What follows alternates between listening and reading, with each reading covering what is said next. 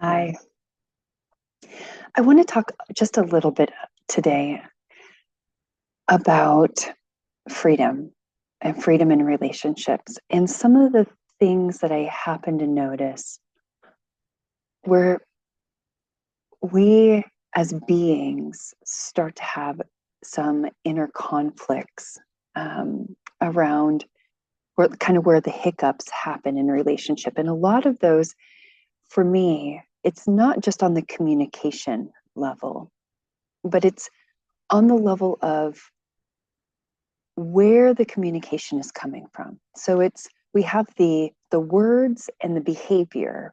So and then we have the where that behavior is driven from, the source of that.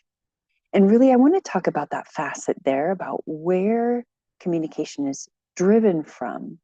That is often the almost unconscious and unseen facet within communication that we don't see but we feel. And then if we can't feel, or we don't feel, or we choose not to feel, or we're trained out of feeling, then that's another facet that would be helpful to become more aware of, that exists in communication. Because communication is not so linear. It's not, I'm only saying this, but you notice my hand gestures, you notice the way that my face is expressing. And it's already known that, those who are there's some studies that I was recently reading that I thought fascinating, although not surprising, is those who are receiving Botox injections that start to lose movement around certain areas, like raising the eyebrows or like scrunching, and um, babies have a hard time reading that, but adults do too. So one way that we communicate is through these facial inflections, but also the intonality of my voice, how I'm saying it, what I'm emphasizing when I say it, what my hands are doing, but what is going on inside my voice. If I feel more emotional, more excited, more alive, more angry, you're going to feel it in my voice. You're going to feel it emanating as an outward projection from me, as part of me, right? And then when we've become aware of that, even more subtly are why we say the things that we say in the first place. So we've heard of people who might be passive and aggressive. So passive aggressive. So people who are saying things without saying things, and they're indirectly provoking without actually directly saying the thing that they are feeling upset about. So these kind of sideways comments that come in. And it's these spaces that I just want to draw attention to, because communication is so much more than a linear he said, she said. And maybe that's okay for a judge and jury, because in a court of law, we've got facts and evidence, right? Those are observable by the five senses, what somebody said, and then what somebody is what somebody says, and then what somebody is intending. So observable qualities, behaviors, if somebody gets a ticket, then it's, were you here at this time on this date? And no, I wasn't. Well, the traffic camera shows that you were here on this date at this time. Or did you make that phone call? to that number. No, I didn't make that phone call to that number. Well, your documents say that you made this phone call to this phone number and at this time. So there are ways that we, in a way, can prove factually and reasonably information. And a lot of the world operates on this in this very linear way, because we consider that in some way to be easier. And in some ways it is easier. But to only be in factual, analytical, or reasonable information, we're also, in a way, cutting off a whole world of information that is accessible to each one of us. And these are things that maybe, for example, an artist might be aware of, right? A painter, for example. When a painter's painting, they might be aware of very fine nuances and difference between one color and another. It's not the same a color that is a turquoise blue from a sky blue. They're not the same tone. And so when we talk about qualifying colors, we talk about more nuances of information that help refine the ideas that we're having, and it allows us to communicate in a different way. If I say, I'm feeling a certain way, if I say I feel sad, most people have had experiences with what that feels like to feel sad. But if I say I feel sad and my face is going, I feel really sad, I have two conflicting facets of information. One, what my face is saying, and one is what I'm saying. When we get hung up, which often in relationships we do, we get hung up on what somebody said, or we try and interpret the meaning that the person is getting across. And often we don't come back and say, and look for clarification. For example, I heard you say sad, and I saw your face smile. I feel confused. So my feeling confused, that is me self-owning my response to what somebody says they're feeling. And maybe we bring it up, maybe we say it out loud, or something else that we can do is we can also say, we might choose to not say anything and just take in the information and kind of let it play out sequentially to see if what that person's saying will make sense in a larger context. So I think these micro facets of recognizing that things are not black and white in the way that the world will, in the way that the world wants us to take responsibility for our actions and our choices. That's one part of a much larger equation, right? When we talk about change, often what we're talking about change on is on the behavioral level. So at the moment that I can become aware that I was parking in a parking spot and the parking spot meter I went over, I got a ticket. That's a behavior. I parked, I paid, I didn't pay attention to the time, I got a ticket, consequence of me not paying attention. Behavior is next time I'll pay more attention, right?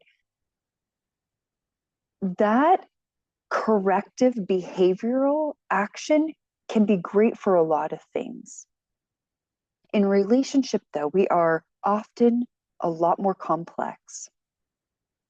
And we have personal drives and desires that motivate us before an action takes place.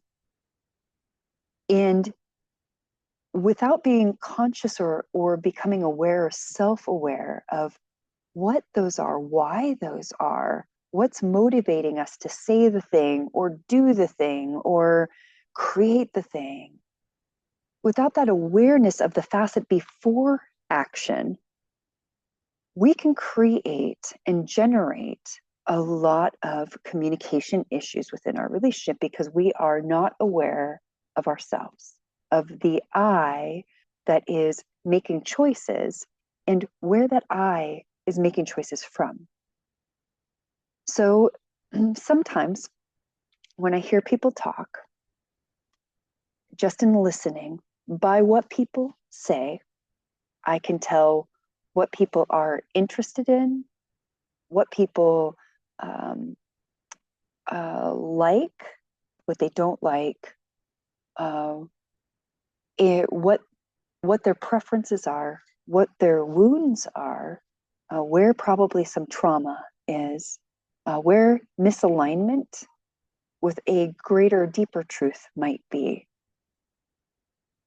Where, if I'm listening to two people, for example, in mediation or in some sort of dynamic, and I'm listening to one and then the other, and I'm doing a translative process where this person's saying one thing, this person's hearing it a certain way. The person that's hearing it, they're coming with their way of interpreting and perceiving the world. There's nothing wrong with that. But this person communicating here can't communicate to this person over here in a way that this person understands. This person here, though, might have a whole bunch of triggers that they're unaware of about what that means to not be able to understand and not feel like the other's communicating well, that project back out and blame, or they take on the shame of, I don't understand, I feel stupid, I never get this, go into victim. So this one person receiving this person's communication can have a whole world of experiences that are undigested and they're completely oblivious to within their framework of how they know themselves. While at the same time, this person over here then might hear and communicate back to the person. And this person here similarly says, maybe gets a part of it, but misses, a second or third part of it. The way that we receive information and the way that we give information both of those are separate processes within one's own being of understanding.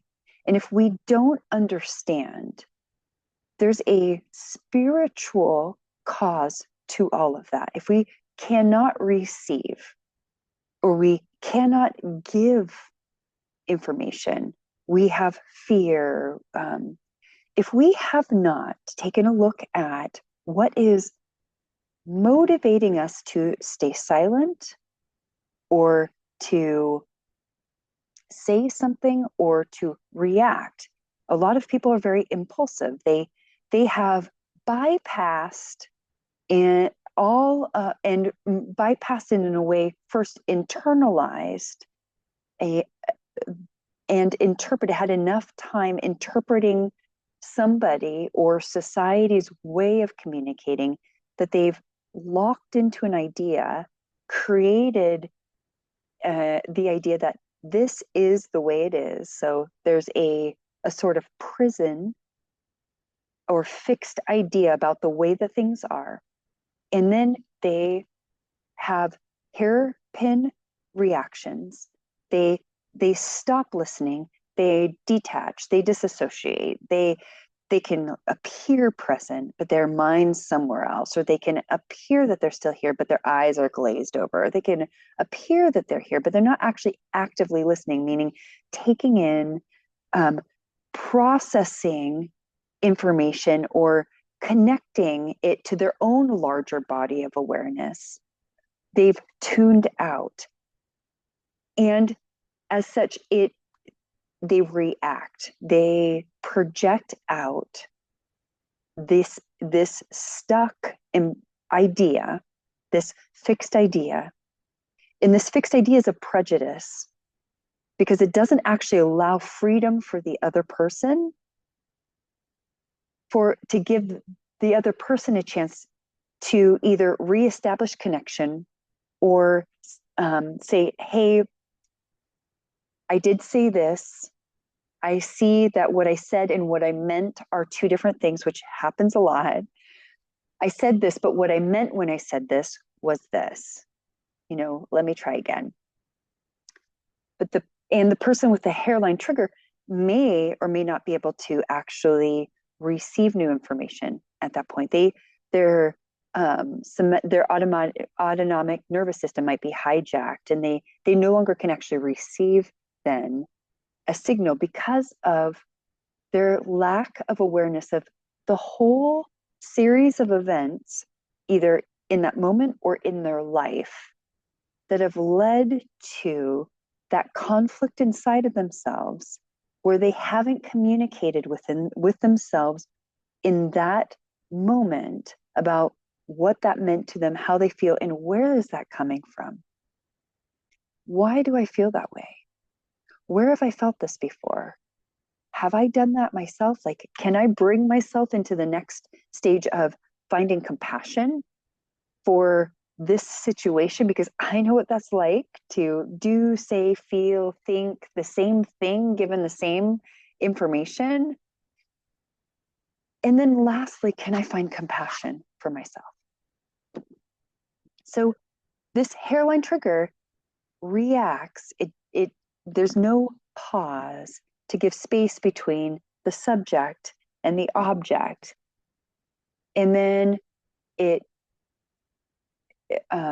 doesn't self-reflect because the fixed world that it believes has no space to be wrong. It doesn't consider that it could be wrong because that facet of itself is in a prison. Now, a person may have lots of these facets that are self-looping, that it's only the way I see, only the way I feel, only the way. This for me tends towards more narcissistic or self-serving tendencies, where the person can only communicate in the framework of what I think, what I feel, what I see is the way, and there is no other way, even though I cannot see that I am completely self-absorbed in the way that I see, I feel, I think, because everywhere that I can see, it's all justified. So everywhere I can look, I'm not wrong. I'm only right because I see, and it's that I that it's attached to. That's the small I.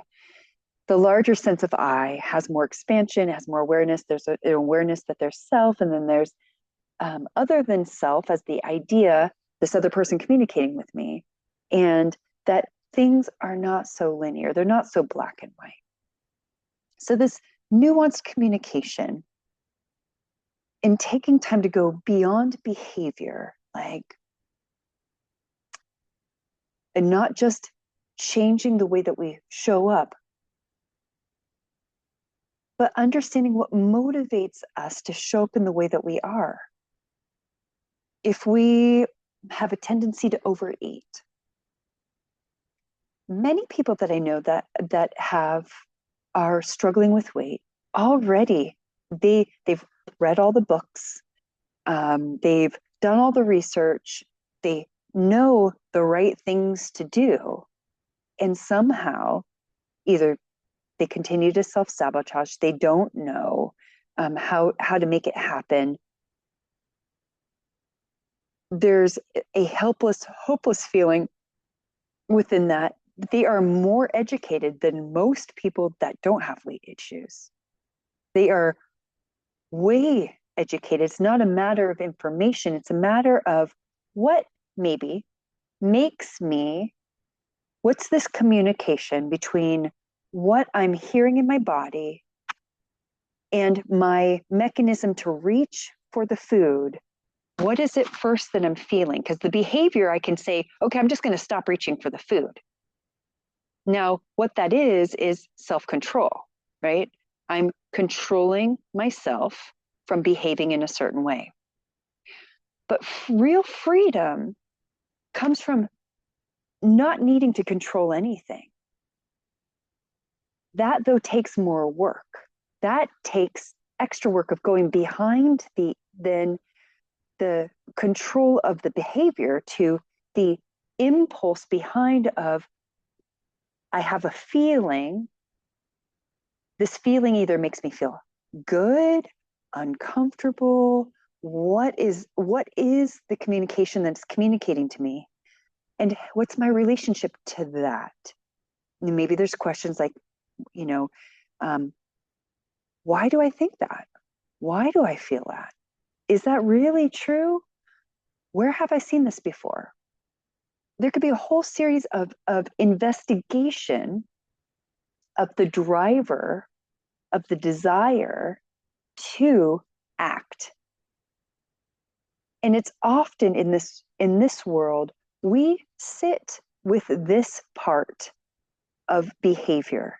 We often don't go for prevention, which prevents us from, let's say, getting overweight, like recognizing, oh, I have some tendencies that would be really good for me to take a look at now, or my partnership, my marriage, I'm starting to feel a lot of tension in my body. And I'm curious what that means, why I'm feeling tension. Oh, I've got some stories. If those stories continue, I know I'm going to withhold love and affection from my partner. I don't want to do that. I want to figure out why I'm feeling that way. I know at the end of the day, it doesn't have anything to do with my partner. At the purest part, this is something that's going on in me. Now, my partner might activate something and might be a participant in bringing up this thing for me to take a look at. And I might be really angry that my partner did, said, invalidated, whatever, that I might have legitimate feelings about that. But how I then, from how I'm feeling behaviorally, remember there's I can self-control, that's a behavior. But if I can't self-control, I need to understand what's going on behind that. Like, why am I reacting to this?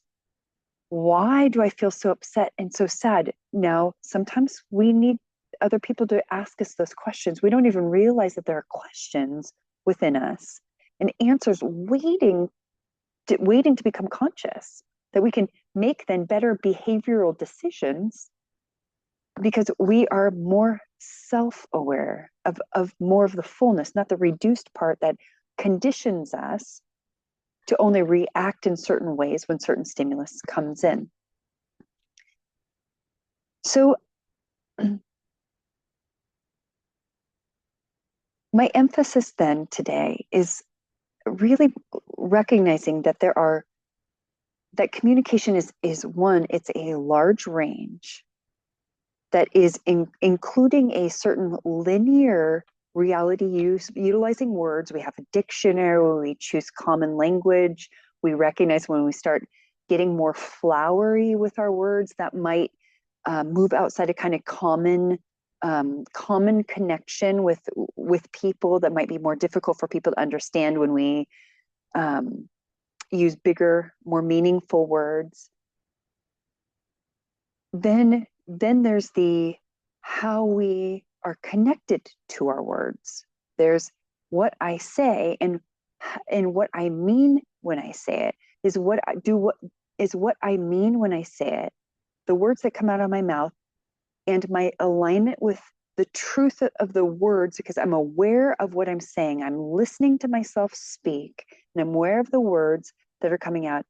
And then I'm aware of the impact to the other person with my words. This right here, this relationship between myself and assuming myself, and now assuming my impact, this impact to another is an important facet, because now we're talking about empathy and compassion. Because the more work that we've done at feeling our feelings, self-understanding, the more understanding we have when somebody reacts or responds in a certain way, because we've had enough inner experiences within ourselves to really get what is driving and motivating the other person to react or respond in a certain way. What might be painful for them to hear, what might be driving their feelings. And it's a way for us to take up space in a way that feels safe, because we relate with ourselves within the other. We get it. Like, oh, I get why you might feel that way.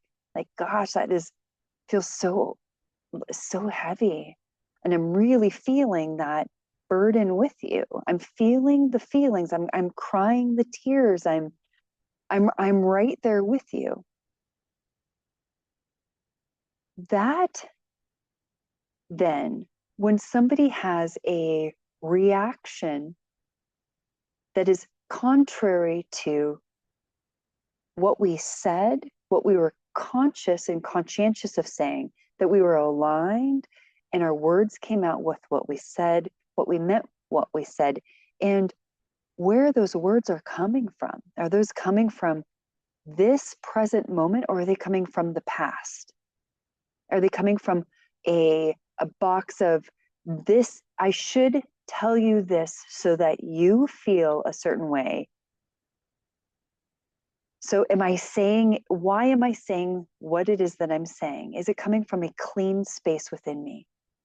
Or is it motivated or driven through manipulation to get something? Or get something could even mean protect myself in something. I want to protect my own peace. So I'm going to tell you whatever it is so that we're not in an argument, so that I can feel some peace. And I'm not making anything wrong. There's nothing wrong with anything here. It's really, though, getting into the nuances of communication so that we can take better ownership of ourselves. Recognizing that ourselves, what we say, how we say it, where that's coming from, why we're choosing to say that. That awareness that is aware of the vibration and the quality of the vibration that leaves. Is it giving life to another person, or is it destroying life? And of course, that's a black and white gradient, but it can be anything in between there or something else. But just to illustrate, when we speak it, what will feel good, not necessarily for the ego, but what's kind? Can we say the thing in a way that's still kind? Can we consider the feelings of the other person? And why? Because the other person is not separate from us. The more that we can become aware and care about the quality of words that come out of our mouth, and that we care about what we say and how that lands, and the quality of the other person's experience from ours, we've just grown in relational responsibility. This is a responsibility, all of my energy, and how I'm navigating it. If I say I'm in alignment, how I'm navigating that. Is it in alignment with love or something else? With kindness or something else? Compassion or something else? What am I experiencing? How is that coming out and across? How is that person receiving it? How are they feeling? Do I care about that? And since many of us have had histories, maybe our whole life, of being surrounded by people who we think don't care because their actions from here to here demonstrate to us that they don't. They haven't found ways to communicate. They haven't changed inside themselves. They say one thing but keep doing another. It's the say and do that I'm pointing to. Because without some deeper self-analysis, the doing part can't change. Let me rephrase that. Of course it can change. Where I was seeing that in the moment was when we say and do, there is something that arises from within our beingness that we don't need to change. There's no I that's there that needs to change the superficial part of behavior where we self-control, which is a separation between the self and the thing we're trying to control, like the mind, the behavior. All of that is perfect and in service, but they're like stepping stones to our own freedom, right? That conscientiousness will keep a certain relationship alive, but only for so long. Because when we get in the habit of saying, I see that, but our behaviors don't change as a result, and we keep saying we see it and we want to change that, but it's not changing. But it's not changing, meaning for me that we haven't gone deep enough or behind the layers enough between the action and why it is what we're communicating within us, unconscious, subconscious, to make it conscious so that we can own it, so we can collect it back into our whole, love it as ourselves, and release it back into the whole of ourselves, right? In that way, the flow just flows. There's no I that gets in the way that needs to make a choice about how to relate with that and then behave in a certain way so that I don't get in trouble. I've got a good relationship. The other person doesn't hurt. Then our subconscious gets heavier and heavier and heavier because on the outer, we've just learned to say no and control and do certain things to get certain outcomes.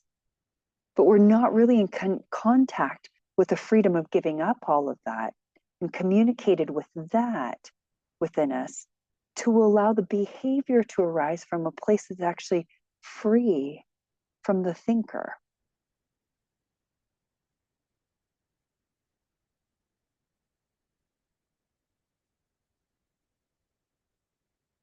The place of being and in beingness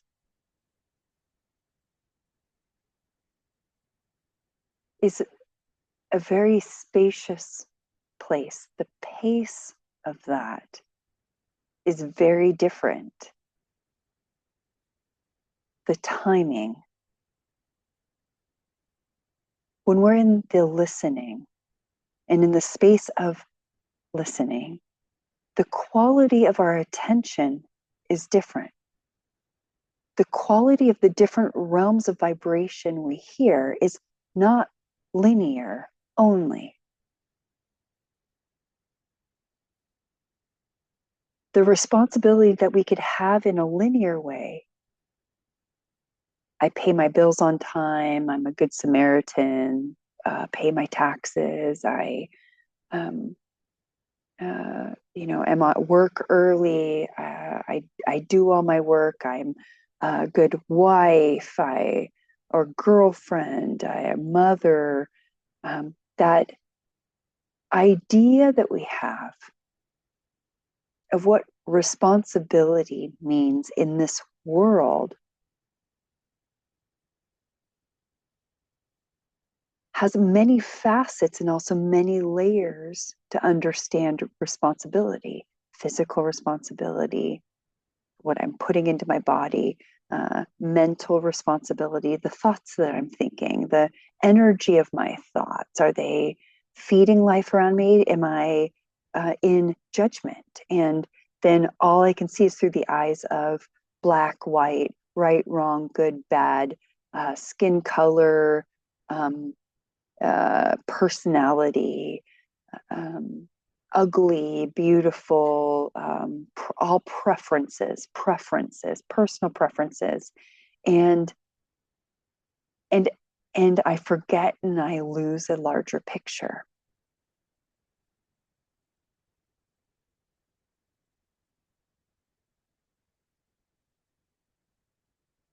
The more that as we communicate, we understand that communication is vast. There's so many facets to how we communicate.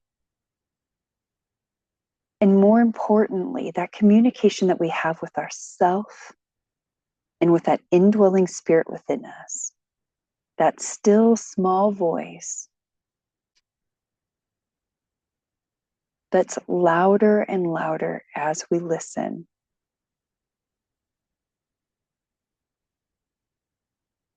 That's free, fundamentally.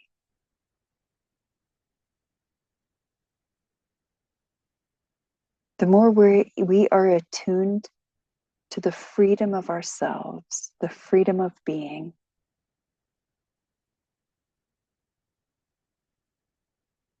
the more that the other and their arisings within them and their outward expressions of them impact us. Because the more that we are in touch with beingness and nourished by ourselves, the less we need and that we get out of these outward expressions from others. The more we understand, the more we relate, and the less there is to create and perpetuate the idea that other exists and I exist separate from one another. And the less that the idea of I don't care as a coping mechanism to push another or push the experience or push the feeling or push the thought so we can create division within ourselves and stop communicating really with the pain within ourselves, the past within ourselves. We can't bring the past present and reconcile it. And so we control our behavior so that the past doesn't bleed into our present. If we all could see in an idealized world what the space of personal responsibility and accounting to one's own energies, one's own impact, and the responsibility to a space within us of sacredness and returning back to our nature, living our lives in a sacred way, using our words in a sacred way, communicating with ourselves in a loving and kind way, so that all that arises within us is loving and kind, the easier it is. Not because we are a doer, but because the beingness is so much more vast and wise than the doer that does. And when the doer is in service to the being, all is possible. This communication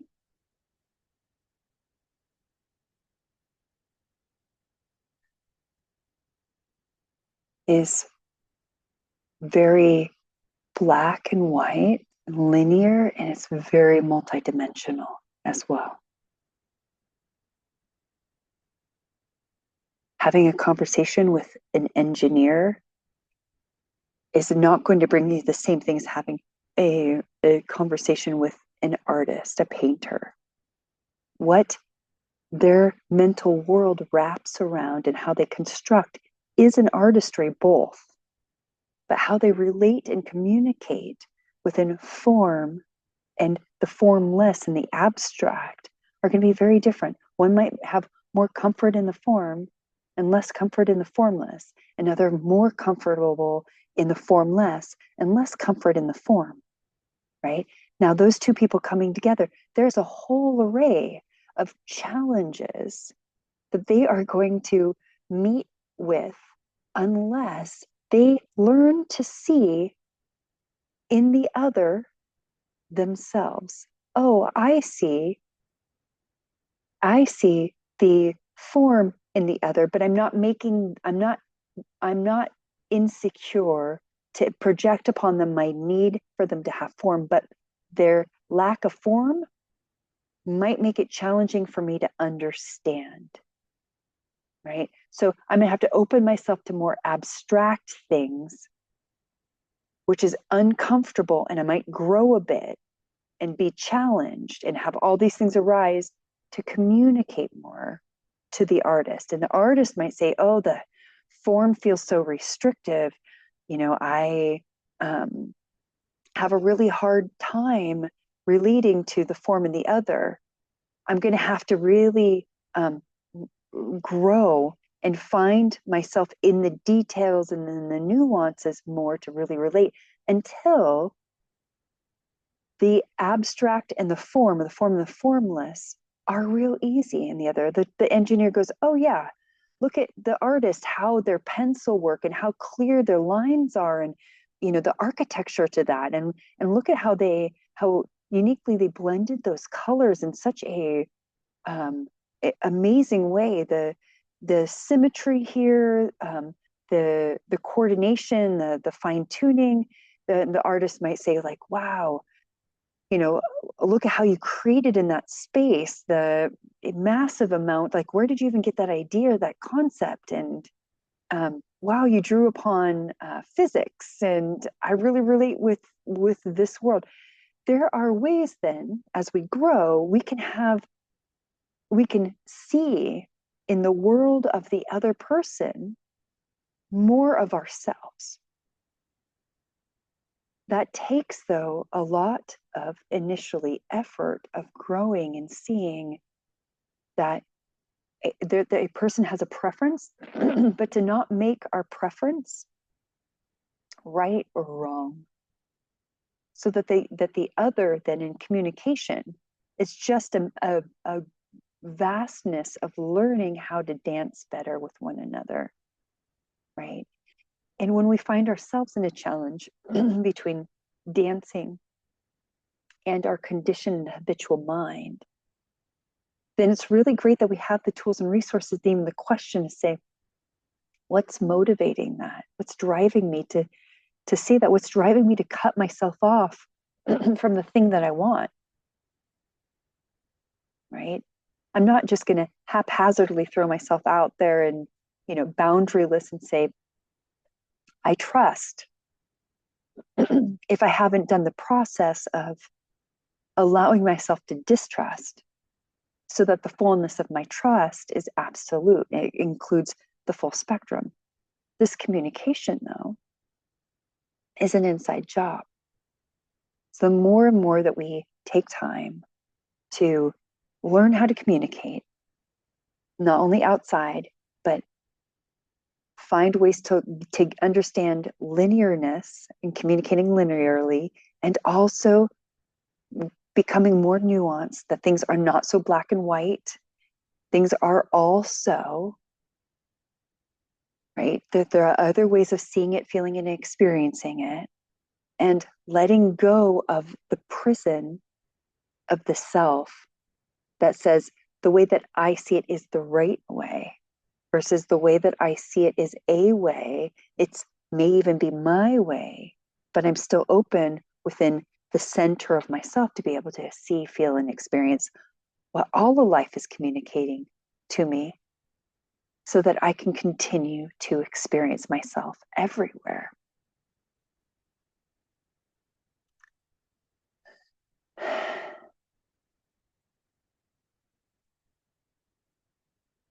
Thank you. Thank you so much. Thank you for relating with me here. Thank you so much for being with me.